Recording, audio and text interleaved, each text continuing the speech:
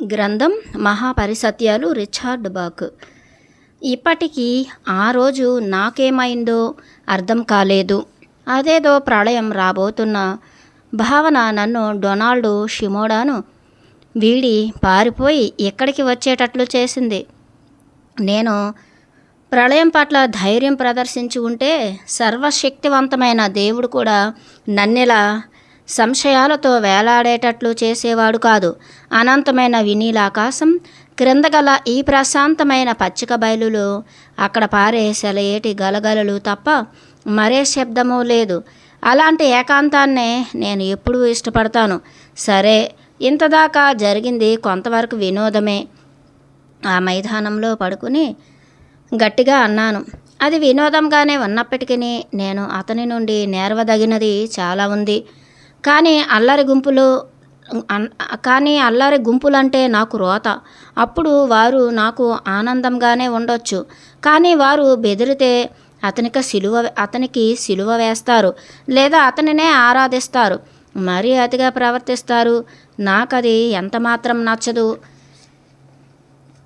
ఇలా అనుకుంటున్నంతలోనే సరిగ్గా ఇవే మాటలు షిమోడా ఎప్పుడో నాతో అన్నట్లు స్ఫురణకొచ్చింది. మరెందుకు అతను అక్కడే ఆగిపోయాడు? నా అంతరాత్మ ప్రబోధంతో నేను ఇటు వచ్చేశాను. నేనేమైనా దేవదూతనా అక్కడే ఉండిపోవడానికి? భ్రాంతి గురించి అతనేమన్నాడు? అతను చెప్పిన వాటన్నింటిలో అత్యంత ప్రధానమైనది ఇదే: జగత్తు అంతా భ్రాంతే అని. నా మనస్సులోకి అత్యంత శక్తివంతంగా మెరుపుల ఆ భావనను ప్రవేశపెట్టిన క్షణాన్ని నేనెప్పటికీ మరచిపోలేను. అతను చెప్పినట్లు కష్టాలు ఎదుర్కోవడం మంచిదే, వాటి ఫలాలు నాకు అవసరమైనవే. కానీ దీనిలోని అంతరార్థం నాకింకా బోధపడలేదు. కడుపులో ఆకలి దంచేస్తోంది. భోజనం చేసి 2 రోజులైంది. నూడిల్స్ను, గులాష్ను వండడానికి అంతా సిద్ధం చేసుకున్న నాకు క్రింద పడ్డ టూల్ బ్యాగ్ కనిపించింది. అప్రయత్నంగా నేను వాడే లోహపు రెంచీని వెతికి పట్టుకుని శుభ్రంగా తుడిచి ఉడుకుతున్న గులాష్ను దానితో కలియబెట్టాను. నేను ఏకాంతంగా ఉన్నాను. నన్నెవరూ గమనించడం లేదు. కాస్త సరదా కోసం షిమోడాలాగా ఆ రెంచీని గాలిలో తేల్చడానికి ప్రయత్నిస్తూ గాలిలోకి నిటారుగా దానిని విసిరాను. అలా పైకి వెళ్ళే కొద్దీ దాని వేగం క్రమంగా తగ్గి చివరకు రెప్పపాటు కాలం ఆగి క్రిందకు పడేంతలో ఓ అరక్షణం అది గాలిలో తేలియాడిన భావన నాలో కలిగేది. కానీ అది దబ్బున గడ్డిలోనో లేక మోకాలి చిప్పపైనో పడినప్పుడు ఆ భావన పటాపంచలయ్యేది. కానీ ఇదే రెంచిని అతను ఎలా గాలిలో తేల్చాడబ్బా! అయ్యో షిమోడా గారు, అంతా భ్రాంతే అయితే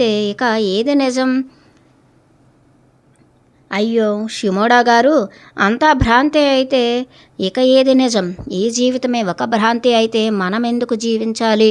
ఇలా ఆలోచిస్తూ ఓ 2-3 సార్లు రెంచిని గాలిలోకి విసిరి ఆ తర్వాత ఆ ప్రయత్నాన్ని విరమించుకున్నాను. అలా మిన్నకుండిపోవడమే నాలో అకస్మాత్తుగా ఆనందాన్నిచ్చింది. ఎందుకంటే నా స్థాయి ఏమిటో నాకు తెలిసింది. నా జ్ఞానం ఎంతో నాకు తెలిసినందుకు అన్నింటి అస్తిత్వానికి లేదా కనీసం కొన్ని భ్రాంతులకు ఇది సమాధానం కానప్పటికీ ఒళ్ళంతా ఒక్కసారి పులకించింది. ఒంటరిగా ఉన్నప్పుడు ఉత్సాహం వస్తే అప్పుడప్పుడు పాటలు పాడుతూ ఉంటాను. వాటికి అంతు మితము ఏమీ ఉండవు. వాటికి సంగీతం, సాహిత్యం, స్వరకల్పన అన్నీ నేనే. మాయ అంతా మాయ, ఛాయ అంతా ఛాయ. అలా పాడుతూ షిమోడా సమస్యల గురించి ఆలోచించడం మానేశాను. అతనెవరు, దేనికోసం వచ్చాడు ఇత్యాది విషయాలు తెలుసుకోవడం నాకు అసంభవం. అందుకే ఆ ప్రయత్నాన్ని విరమించుకున్నాను. బహుశా అదే నాకు ఆనందాన్నిచ్చి ఉంటుంది. రాత్రి దాదాపు 10 గంటల సమయం. నేను వెలిగించిన నెగడు ఆరిపోతూ ఉండగా నిద్రకు ఉపక్రమించాను.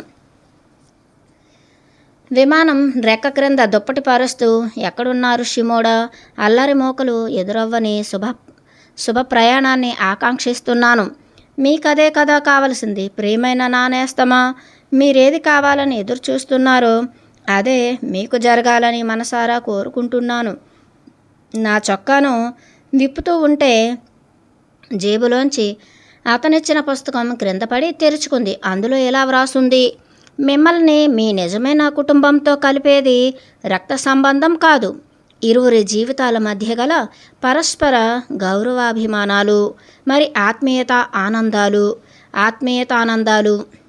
చాలా అరుదుగా మాత్రమే ఒకే కుటుంబ సభ్యులు ఒకే చెట్టు నీడన పెరుగుతారు. అందులోని భావన నాకెలా అన్వయించబడుతుందోనని ఆలోచించక నా స్వంత ఆలోచనల్ని ఒక పుస్తకం ఇలా ఆక్రమించుకోవడానికి ఇకపై అవకాశం ఇవ్వకూడదని నిర్ణయించుకున్నాను. వెచ్చటి దుప్పటి క్రింద దూరి విశాల గగనంలోని వేల నక్షత్రాల క్రింద అవి భ్రాంతులే కావచ్చుగాక, కానీ ముచ్చటగా ఉన్నాయి. కలతలేని నిద్రకు ఉపక్రమించాను. నేను నిద్ర నుంచి మేల్కొనేసరికి అప్పుడే సూర్యోదయం కావస్తోంది. ఎర్రటి కాంతి నా మొహం మీద పడుతోంది. కానీ నేను మేల్కొన్నది అందువల్ల కాదు. ఏదో నా తలను మెల్లగా తట్టడం వలన మేల్కొన్నాను. మొదట అదో గడ్డిపారక అనుకున్నాను. రెండవసారి ఏదో కీటకం అనుకున్నాను. కానీ మూడవసారి నా తల బొప్పి కట్టేటట్లు క్రోమ్ వెనేడియం లోహపు రెంచి గట్టిగా తగిలేసరికి లేచి కూర్చున్నాను. ఆ రెంచి విమానం రేఖకు తగిలి నేలపై పడి అంతలోనే గాలిలోకి లేచి నిలువుగా తేలసాగింది. నా నిద్రమత్తు వదిలి దానివైపే తదేకంగా చూస్తూ ఉండగా అది నెమ్మదిగా నేలను చేరి నిశ్చలంగా ఉండిపోయింది. నేను సంభ్రమంతో దీన్ని దుంపతెగా, నా రెంచికి ఏమైంది? డొనాల్డ్ షిమోడా ఇక్కడికి కనీసం అరమైళ్ళ దూరంలో ఉన్నాడు కదా అనుకుంటూ దానిని చేతిలోకి తీసుకున్నాను. చేతితో దాని బరువును తూచుతూ ఉంటే చరిత్ర పూర్వయుగపు ఆదిమ మానవుడు తన కళ్ళ ముందే దొర్లి వెళ్ళిన ఒక చక్రాన్ని చూసి అర్థం చేసుకోలేక బేలముఖం వేసినట్లుంది నా పరిస్థితి. దీని అంతటికి ఏదో సూక్ష్మమైన కారణం ఉండాలి. చివరకు విసిగి ఏం కొంప మునుగుతుందోనని దానిని టూల్ బ్యాగ్లో సర్దేసి అల్పాహారం కోసం మంట వెలిగించి పాన్ బ్రెడ్ తయారీకి ఉపక్రమించాను. ఇవాళ పనేమీ లేదు, ఎక్కడికి వెళ్ళక్కర్లేదు, పూర్తిగా విశ్రాంతి తీసుకోవచ్చు అని అనుకున్నాను. మూకుడు పైన బ్రెడ్ బాగా పొంగగా దాన్ని ఇటువైపు తిరగవేసేంతలో ఆకాశంలో పశ్చిమ దిశగా ఏదో శబ్దం వినవచ్చింది. అది తప్పకుండా షిమోడా విమానమే అయి ఉంటుంది. ఇక్కడ వేలాది గడ్డి మైదానాలలో నా జాడను కనుక్కోవడం ఆయనకు తప్ప వేరెవ్వరికీ సాధ్యం కాదు. ఆ వచ్చేది షిమోడాయే అనుకుంటూ సన్నగా ఏలవేస్తూ బ్రెడ్ను ఆకాశాన్ని మార్చి చూస్తూ ఆయన రాగానే ప్రశాంత స్వరంతో ఏం చెప్పాలి అనే సమాధానాన్ని సిద్ధం చేసుకుంటున్నాను. అది ట్రావెల్ ఎయిరే. క్రిందుగా ఎగురుతూ వచ్చి నా విమానం మీదుగా ఓ వంపు తిరిగి అది దిగటానికి అవసరమైన 60 మైళ్ళ వేగంతో నేలను తాకింది. అది ఆగగానే ఈ ఈల వేయడం ఆపి గాలిలో చేతిని ఊపాను. కాక్పిట్ నుంచి తను క్రిందికి దిగి నా వైపుగా నడుస్తూ హాయ్ రిచార్డ్ అన్నాడు. ఇంత ఆలస్యమైందేం అన్నాను. ఆ పాటికి పాన్ బ్రెడ్ దాదాపు మాడిపోయింది. క్షమించు. అతని చేతికి ఓ ప్లేటులో సగం పాన్ బ్రెడ్, కొంత వెన్న, ఓ గ్లాసు నీళ్లు అందించాను. చివరికి అక్కడేం జరిగింది అడిగాను. పర్లేదు, అంతా సవ్యంగానే జరిగింది, ప్రాణాలతో బయటపడ్డాను, ముఖం మీద తెచ్చిపెట్టుకున్న నవ్వుతో అన్నాడు. అతనేమీ మాట్లాడకుండా నిశ్శబ్దంగా కొంత పాన్ బ్రెడ్ని తిని ఓ క్షణం ఆగి ఇలా చూడు, ఇది చాలా ఘోరంగా ఉంది అన్నాడు. మిమ్మల్ని ఎవరు నా బ్రెడ్ని తినమని బ్రతిమాలలేదు అడ్డు చెబుతూ అన్నాను. ఎందుకు నా పాన్ బ్రెడ్ను ఎవరూ ఇష్టపడరు? దీవి నుండి భువికేకి వచ్చిన ఓ మాస్టారు, దీనికి ఏదైనా కారణం ఉన్నదా అడిగాను. పలువరస తళుక్కున మెరవగా, మంచిది, నేనిప్పుడు ఓ దేవదూతగా చెబుతున్నాను. ఏమిటంటే ఆ వంట రుచికరంగా ఉందని నువ్వు భావిస్తున్నావు కనుక నీకు అలాగే ఉంటుంది. అలా కాకుండా ఇంకోలా ప్రయత్నించు. అంటే అది మురిగిపోయిన పిండిలాగానో ఎండుగడ్డి రుచిలాగానో ఏదైనా ఊహించుకో. క్షమించండి, ఎండుగడ్డి రుచినో మాడిపోయిన భాగాన్నో ఎందుకు అనుకోవాలి? మామూలు పాన్ బ్రెడ్ రుచిని ఊహించుకోవచ్చుగా. పాన్ బ్రెడ్ రుచిని ఊహించవచ్చుగా. మీరు అంతా ఆలోచించలేరా? ఘోరంగా ఉంది అని చెప్పి మిగిలిన పాన్ బ్రెడ్ను నాకు తిరిగి ఇచ్చివేస్తూ నేను పస్తులైన ఉంటాను కానీ దీన్ని మాత్రం తినలేను. ఇంకేమైనా పళ్ళున్నాయా అని అడిగాడు. ఆ పెట్టెలో చెర్రీస్ ఉన్నాయి చెప్పాను. ఇంతకు అతను నన్నెలా కనిపెట్టాడో 10,000 మైళ్ళ విస్తీర్ణం గల ఈ మైదానాలలో 28 అడుగుల రెక్కల నిడివి గల విమానాన్ని కనుక్కోవడం అంత సులభమైన లక్ష్యమేమీ కాదు. కానీ దీన్ని గురించి మరేమీ అడగదలుచుకోలేదు. ఒకవేళ అతనే చెబితే చెప్పనివ్వని అని అనుకున్నాను. చెప్పని అని అనుకున్నాను. నేను ఇంకో చోట బస చేసి ఉంటే మీరెలా కనుక్కునేవారు అడిగాను. అతను డబ్బాలోని చెర్రీ ఫ్రూట్లను కత్తితో గుచ్చి తీసుకుని తింటున్నాడు. అలా తినడం సులభమేమీ కాదు. సారూప్యం గలవారు పరస్పరం ఆకర్షింపబడతారు. అలా తినడమేమీ సులభమేమీ కాదు. అప్పుడు అతను ఇలా అన్నారు. సారూప్యం గలవారు పరస్పరం ఆకర్షింపబడతారు. అలాగా, ఇదో విశ్వస్తోత్రం. ఓహో, నేను బ్రెడ్ను తినడం పూర్తి చేసి పాత్రలను నీటితో శుభ్రపరిచాను. నిజంగా బ్రెడ్ చాలా రుచిగా ఉంది. దీని అర్థం వివరిస్తారా? మీలాంటి మహాత్ములతో నాకు సారూప్యం ఏమిటి? లేదా దీని అర్థం ఇద్దరు విమానాలు ఒకే విధంగా ఉన్నాయనా? అద్భుతాలు ప్రదర్శించే మనం ఎల్లప్పుడూ ఒకరితో ఒకరు బంధింపబడే ఉండాలి చెప్పాడు. అతను చెప్పే పద్ధతి చూస్తే ఆ వాక్యంలో కారుణ్యంతో పాటు కాఠిన్యం కూడా ఉందనిపించింది. అది కాదు డాన్, ఇందాక మీరు చెప్పిన చివరి వాక్యం గురించి అడుగుతున్నాను. అద్భుతాలు ప్రదర్శించే మనం అంటే నా గురించి మీ మనస్సులో ఉన్న అభిప్రాయాన్ని చెప్పడమేనా? టూల్ బ్యాగులో రేంచ్ స్థానాన్ని బట్టి చెబుతున్నాను. నువ్వు ఈ ఉదయం రేంచ్ను గాలిలో తేల్చే ఇంద్రజాలాన్ని ప్రయోగించావు కదా. నే చెప్పేది అబద్ధం కాదు కదా? లేదు, నేనే ఇంద్రజాలాన్ని ప్రదర్శించలేదు. ఏ గారడీని చేయలేదు. మరి అది ఈ ఉదయం తనంతట తానే నన్ను నిద్రలేపింది. తనంతట తానేనా? గట్టిగా నవ్వాడు. అవును, తనంతట తానే అన్నాను. బ్రెడ్ తయారీని నువ్వు అర్థం చేసుకున్న రీతిలోనే నువ్వు చేసే అద్భుతాలను నువ్వు అర్థం చేసుకుంటున్నావు రిచార్డ్. దానికి నేనేమీ సమాధానం ఇవ్వక మౌనంగా ఉండిపోయాను. అతనేదన్నా చెప్పాలనుకున్నప్పుడు తానే ఏదో మంచి సహాయం చేసి చెబుతాడులే అని అనుకున్నాను. మనలో కొందరు వీటన్నింటినీ సుషుప్త చేతనావస్థలో నేర్చుకోవడం మొదలు పెడతారు. జాగ్రత్త అవస్థలో మన మనస్సు వీటన్నింటినీ అంగీకరించదు. కాబట్టే మనమే అద్భుతాలన్నింటినీ నిద్రలో చేస్తూ ఉంటాము. అతను ఆకాశంలో అప్పుడే కమ్ముకొస్తున్న తెల్లటి మేఘాలను చూడసాగాడు. అసహనం పనికిరాదు రిచార్డ్. మనమంతా మరింత నేర్చుకునే క్రమంలో ఉన్నాం. ఇప్పుడు ఇవన్నీ నీకు మరింత చురుకుగా, మరింత త్వరగా రాబోతున్నాయి.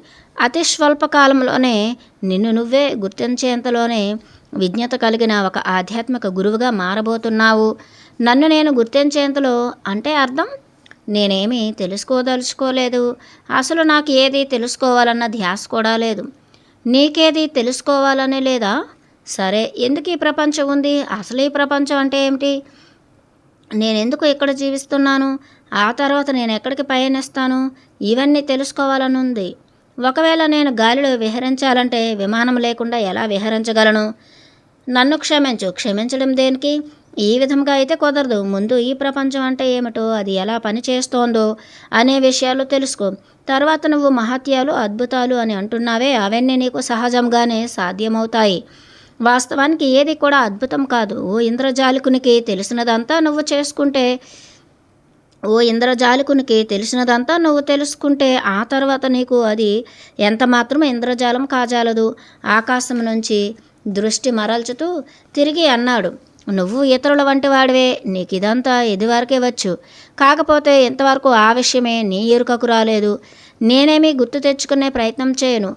మీరన్నట్టు దీనివల్లనైతే మీ చుట్టూ జనాలు మోగుతారో అలాంటి దుర్భర జీవితాన్నిచ్చే ఈ నేర్చుకోవడాలని నేనెప్పటికీ పునఃస్మృతి చేసుకోను అంటూ నోరు జారి తర్వాత నాలుక కరుచుకున్నాను. నాకు తెలుసు, నా మాటలు పూర్తి కాగానే నేను నీకన్నీ గుర్తుకు తెస్తాను అని చెప్పి దాంతో తాను చెప్పేది అంతా నిజం అని తేలుస్తాడు.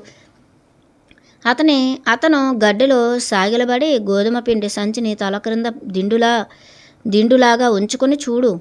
జన సమూహాల గురించి నువ్వేమీ భయపడనవసరం లేదు. నువ్వు అనుకుంటే తప్ప వారు నిన్ను తాకను కూడా తాకలేరు.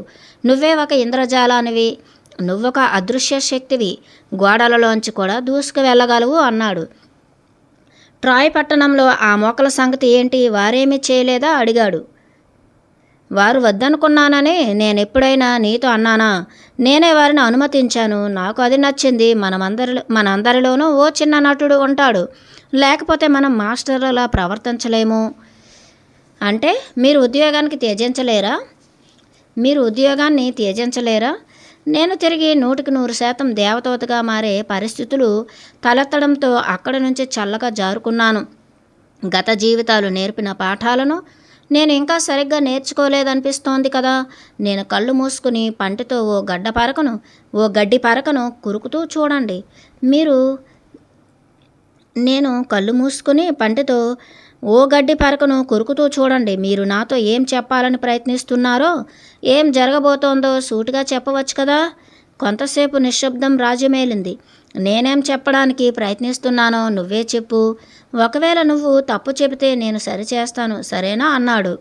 ఓ క్షణం ఆలోచించి అతడిని ఆశ్చర్యంలో ముంచెత్తడానికి నిర్ణయించుకుని అలాగే చెబుతా అని అన్నాను. ఏం చెప్పాలో మననం చేసుకుంటూ కొంతసేపు ఆగాను. ఎక్కడో దూరంగా ఓ రైతు డీజిల్ ట్రాక్టర్తో మొక్కజొన్న సాగు చేస్తున్నాడు. సరే, ఇక చెబుతాను వినండి. మొదటిది, ఫెర్రీస్ వద్ద మైదానంలో మీరు దిగినప్పుడు తొలిసారి నేను మిమ్మల్ని చూడడం కేవలం కాకతాళీయం కాదు, అవునా? అతను మౌనంగా ఉన్నాడు. అంతకన్నా ముఖ్యమైనది, మీకు నాకు మధ్య ఏదో దైవికమైన ఒప్పందం ఉంది. బహుశా నేనది మర్చిపోయి ఉంటాను. మీరు మాత్రం గుర్తుంచుకున్నారు. మృదువైన గాలి వీస్తోంది. దూరంగా ట్రాక్టర్ యొక్క శబ్ద తరంగాలు దానితో పాటుగా ముందుకు వెనుకకు ప్రకంపిస్తున్నాయి. నా అంతరాత్మ ఇదంతా వింటూ నే చెప్పేది కట్టుకథ కాదని, ఇదంతా సత్యమేనని నాకు తెలుస్తోంది. మనమిద్దరం ఓ 3 లేదా 4,000 సంవత్సరాల క్రితం ఏదో అభినందన సభలోనో లేదా వీడ్కోలు సభలోనో కలుసుకున్నాము. మనమిరువురము ఒక రకమైన సాహస కృత్యాలను ఇష్టపడేవారం. అలాగే చెడ్డవారిని అసహించుకునేవారం. ప్రతిదీ వేగంగా ఓ ఆటలాగా నేర్చుకునే మీకు మంచి జ్ఞాపక శక్తి ఉంది. మన తర్వాతి కలయిక అదే. మీరు చెప్పినట్లుగా సారూప్యం కలవారు పరస్పరం పడతారు. చందాన జరిగింది. ఎలా ఉంది నే చెప్పింది అడిగాను. ఈ కథను ఇంకా సాగదీస్తావేమో అనుకున్నానే. అప్పుడే చాలించావా? కానివ్వు అన్నాడు. నిజంగా చెప్పాలంటే ఈ కథను కొనసాగించడం ఇక నా వల్ల కాదు. ఎందుకంటే నాకేం తెలుసో మీకు బాగా తెలుసు. కానీ ఇలా చెప్పకపోతే నేనెలా ఆలోచిస్తానో మీకు తెలియదు. అలాంటప్పుడు నేనేం నేర్చుకోవాలో అదేది నేర్చుకోలేను. ఓ క్షణం ఆగి తిరిగి మొదలెట్టాను. నా నుంచి మీకు కావలసింది ఏముంది డాన్? అసలు నా గొడవ మీకెందుకు? మీరు కాస్త మరింత పరిణతి చెందిన ఉన్నతాత్మలను ఎవరినైనా కలిస్తే దాని ఫలితంగా తక్షణమే వారికి అన్ని మానవాతీత శక్తులు లభిస్తాయి. నాలాంటి వారు మీకు అవసరం లేదు. ఆ మాటకొస్తే ఈ ప్రపంచంలో దేని అవసరమూ మీకు లేదు. ఆ ట్రావెల్ ఎయిర్ ట్యాంకులో పెట్రోలులాగా తను కళ్ళు మూసుకుని అన్నాడు. సరిగ్గా చెప్పారు అంటూ తిరిగి నా గంభీరమైన ఉపన్యాసాన్ని మొదలెట్టాను. ప్రపంచంలో ఏది మనల్ని బాధ పెట్టలేదని తెలుసుకున్న మరుక్షణం ఇక భూమిపై మిగిలింది కేవలం అంతులేని విసుగే. సాహసాలు చేయడానికి ఇక్కడ ఏమీ మిగలవు. అప్పుడు మన ఏకైక సమస్య ఏమిటంటే అసలు సమస్యలనేవేవి లేకపోవడమే. సాహసాలు చేయడానికి ఇక్కడ ఏమీ మిగలవు. అప్పుడు మన ఏకైక సమస్య ఏమిటంటే అసలు సమస్యలు అనేవేవి లేకపోవడమే. నువ్వు పొరబడ్డావు. నేనెందుకు దేవదూత కర్తవ్యాన్ని త్యజించానో నీకు తెలుసా? జనసముద్రం ప్రతి ఒక్కరూ తమ కోసం ఏదో ఒక మహత్యాన్ని ప్రదర్శింపకోరేవారేనని మీరన్నారు. నువ్వు చెప్పిన దానిలో మొదటిది కాదు, రెండవదే సరైన కారణం. అల్లరి మోకలు అనేవి నీ సమస్య, నాకు సమస్య కానే కాదు. జనసమూహాలు నేనెప్పుడు భయపెట్టలేదు. కాకపోతే సమస్యల్లా నేనెందుకు ఇక్కడికి వచ్చి ఇలా చెబుతున్నానో కనీసం ఆసక్తిగా వినేవాడు అక్కడ కూడా లేడు. అలాంటి వారే నా అసలు సమస్య. న్యూయార్క్ నుంచి లండన్ దాకా సముద్రం మీద నడిచి వెళ్ళినా, గాలిలోంచి బంగారు నాణాలు సృష్టించి ఇచ్చినా కూడా వారినెవ్వరూ మార్చలేరు తెలుసా? అతను అలా అంటుంటే చాలా ఒంటరితనం అనుభవిస్తున్నాడు. అతను అలా అంటుంటే చాలా ఒంటరితనం అనుభవిస్తున్నాడిలా ఉంది. అతనికి తిండి, ఇల్లు, డబ్బు, కీర్తి ఇవేవి అవసరం లేదు. తనకు తెలిసిన సత్యాన్ని ఇతరులకు తెలియజేయడానికి విశ్వ ప్రయత్నం చేస్తున్నాడు. కానీ ఎవ్వరూ అతను చెప్పేది వినిపించుకోవటం లేదు. దానికి మీరెందుకు బాధపడాలి అన్నట్లుగా కనుబొమ్మలు ముడివేసి అతని వైపు చూస్తూ, సరే, వేరొకరు చేసే పనిపై ఒకవేళ మీ సంతోషం ఆధారపడి ఉంది అంటే మీకు తప్పకుండా ఓ సమస్య ఉన్నట్లేనని భావిస్తున్నాను అని చెప్పాను. రెంచితో అతని తల మీద కొట్టినట్లు చివుక్కున తలపైకెత్తాడు. రెంచితో అతని తల మీద కొట్టినట్లు చివుక్కున తలపైకెత్తాడు. అతని కళ్ళు మెలమెలా మెరుస్తున్నాయి. అతని అహం దెబ్బతినేటట్లు మాట్లాడడం అవివేకమే అని అనుకున్నాను. ఓ అరక్షణం అతని పెదవులపై నవ్వు కనిపించి అదృశ్యమవగా, నువ్వేమిటో నీకు తెలుసా రిచార్డ్? నువ్వు చెప్పింది నిజం అని నెమ్మదిగా అన్నాడు. నేను చెప్పింది విని అతడు మౌనంగా ఉండిపోయాడు. అతను భావాతీత స్థితిలో ఉన్నాడు. అవన్నీ ఏమీ పట్టనట్లు నా మటుకు నేను మేమెలా కలిసామో, నేర్చుకోవాల్సిన విషయాలు ఎన్నో ఉన్నాయి, ఎక్కడికి వెళ్ళాలి, ఇలాంటి ఆలోచనలన్నీ ఉల్కాపాతంగా నా మస్తిష్కంలోంచి వెలుగులు విరజుమ్ముతూ నోటి నుండి మాటల రూపంలో వెలువడుతున్నాయి. అతను అలాగే గడ్డిలో పరుండిపోయాడు. ఒక్క చిన్న కదలిక కూడా లేదు. సాయంత్రానికి ఈ ప్రపంచం అంటే ఏమిటి, అందులో నశించే వాటన్నింటి పట్ల నా అభిప్రాయాలను ఏకరువు పెట్టాను. ఇది కేవలం ప్రారంభం అనుకుంటాను డాన్. చెప్పడానికి ఇంకా చాలా ఉంది. ఇదంతా నాకెలా తెలుసు? ఇంత సమాచారం నాలోంచి ఎలా వచ్చింది? అతనే సమాధానము ఇవ్వలేదు. పై ప్రశ్నలన్నింటికీ సమాధానాలు నాకు తెలుసును అనుకుంటున్నారా? అలా అనుకుంటే పప్పులో కాలేసినట్లే. నిజం చెబుతున్నాను, నా ప్రశ్నలకు నాకే సమాధానం తెలియదు. ఇదివరకు ఎప్పుడు కనీసం ప్రయత్నం కూడా చేయని నేను ఇప్పుడెలా వీటన్నింటి గురించి మాట్లాడుతున్నాను? నాకేమైంది? సమాధానం లేదు. డాన్, ఇప్పుడైనా మాట్లాడవచ్చు కదా. అతను మాట కూడా పలకలేదు. జీవన చిత్రాన్ని మొత్తం ఆయనకు వివరించాను. అతను సంతోషానికి ఏదైతే అవసరమో దానిని నా ఉపన్యాసంలో గ్రహించినట్లుగా అతను మెల్లగా గాఢ నిద్రలోకి జారుకున్నాడు.